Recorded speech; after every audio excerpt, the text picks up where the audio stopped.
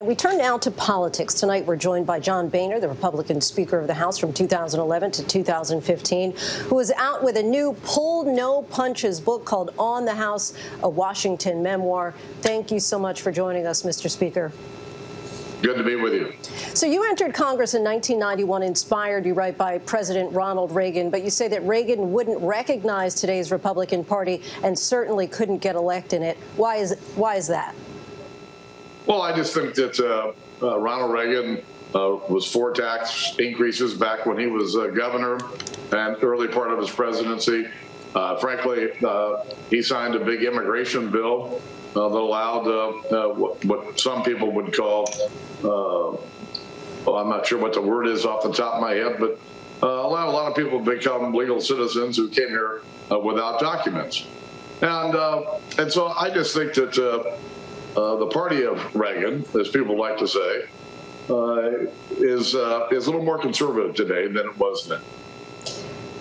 You tell a lot of stories with a lot of colorful language, but then at one point you write, here's the real point of these stories. Most of these guys who poke their heads up in these crises and vote no on every compromise and claim they're doing it for conservative principles don't actually give an expletive about fiscal responsibility. You go on to say none of these guys said anything when the Trump administration added $1 trillion to the federal budget deficit by the end of 2019. These are the same people who are willing to destroy our economy to make their point, but went on to suddenly abandon this core principle because it's not really about money. It's about principle. It's about chaos. If it were about principle, they'd have stuck to their principles no matter who was in power. Why would politicians enjoy chaos? Well, these days, you can create yourself out of a whole cloth with all of these social media platforms. You've got talk radio, you've got conservative TV, and chaos sells. You can get a lot of attention. You get a lot of attention, you can probably raise a little money, and all of a sudden, you're a player. And so you don't have to govern. You can just make noise, which is what a lot of them do. Going back to your time in office, by 2011, you say that you saw yourself as, quote, mayor of Crazy Town, writing that you were trying to drive a clown car on the Republican side of the House. You essentially say that the Tea Party and Freedom Caucus hijacked the GOP on your watch. What do you think you personally could have done differently then to neutralize the people who you now call, quote, crazies and kooks? Well, listen, I worked every day to help those members become good members. And frankly, most of the so-called Tea Party members who got elected in 2010 turned out to be good Republican members.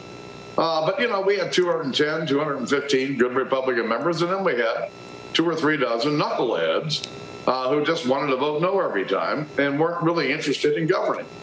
But every day I would work to try to bring them around, push back on them, whatever I had to do as the leader of the team to have a real team.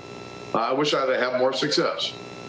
In 2013, congressional Republicans refused to raise the debt ceiling unless Obamacare was defunded. It was a move that you called a dumb expletive idea, but you eventually caved. What kind of pressure did you feel within your own ranks, and do you have any regrets about that? Well, no, listen, in my book, there's a Boehnerism in there. It's real simple. A leader without followers is simply a man taking a walk. I had spent 2 months trying to tell my colleagues that this really was a really dumb idea, that Barack Obama and Harry Reid and the Democrats were never going to agree to get rid of Obamacare in exchange for increasing the debt ceiling. It was a suicide mission. But after Labor Day in 2013, when I told them for about the 5th time that this was really a bad idea, I saw normal, regular members marching along with them. And the next thing you know, I was about to be a leader without followers, and so I did what a leader does. I jumped in front of my troops. These are the people who elected me to be leader. And so I led this fight for them for 16 days. It was one of the dumber things that I've seen, but when you're the leader, every once in a while you get pushed to do things you don't want to do. Nancy Pelosi went through this with impeachment a few years ago. And you start the book talking about a golf trip where Donald Trump, well before he was running for president, ends up being your partner. At one point in the book, you say that not reaching a grand bargain on spending and entitlement reform is your biggest regret. But in that same vein of golf, if you could do a mulligan, a do-over in your political career, is that what it would be? Yeah, I think the grand bargain I was working on with President Obama it would have been a big deal. It would have brought real fiscal responsibility to our government. Would put us on a path to finally balancing the budget at some point. And but immigration reform will be the second biggest regret that I had. I wanted to do a broad immigration reform bill just like President Obama did. Yeah, we had a few differences, but frankly, I think we could have worked those out. Wish we would have. While some might describe Mitch McConnell as a bipartisanship killer, you write that Joe Biden, Mitch McConnell, and Chuck Schumer are, quote, old negotiating pros. So that being said, do you think that together they'll be able to achieve any major bipartisan wins and overcome the traditional gridlock of D.C.? Well, we'll see. I'm hopeful, but I've got concerns about it. Right now, both political parties are being held hostage by the loudest voices in their parties. And it's really preventing Joe Biden from working with Mitch McConnell and McConnell, frankly, from working with Biden. But at some point, America needs Congress to come together and to help solve some of our problems.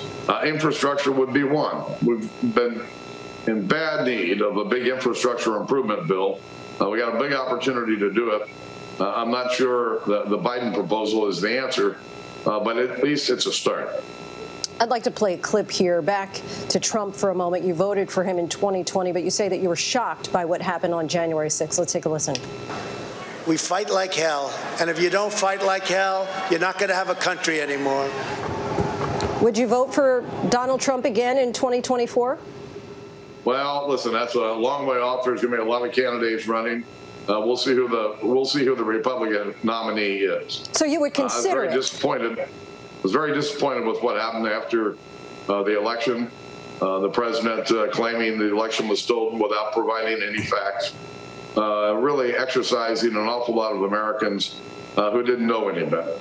And then we had January 6th. It was a sad moment in American history, a very sad moment. So you would consider it? I said, I'll see who the Republican nominee is in 2024. Right, but so it's not off the table. We'll see who the nominee is. We're 3 years away from the next election, 3.5 years away from the next election. I don't know who's going to be the nominee. All right, lastly, what's the future of Trumpism in America, and do you think that Trump's hold over the GOP will continue?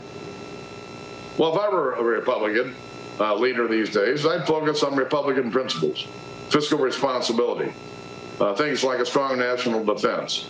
Those are the things that hold Republicans together as a party. It's not about personalities. Focusing on those principles will do the party well in the future. Speaker Boehner, thank you so much for your time. We certainly appreciate it. Thank you. Hi, everyone. George Stephanopoulos here. Thanks for checking out the ABC News YouTube channel. If you'd like to get more videos, show highlights, and watch live event coverage, click on the right over here to subscribe to our channel. And don't forget to download the ABC News app for breaking news alerts. Thanks for watching.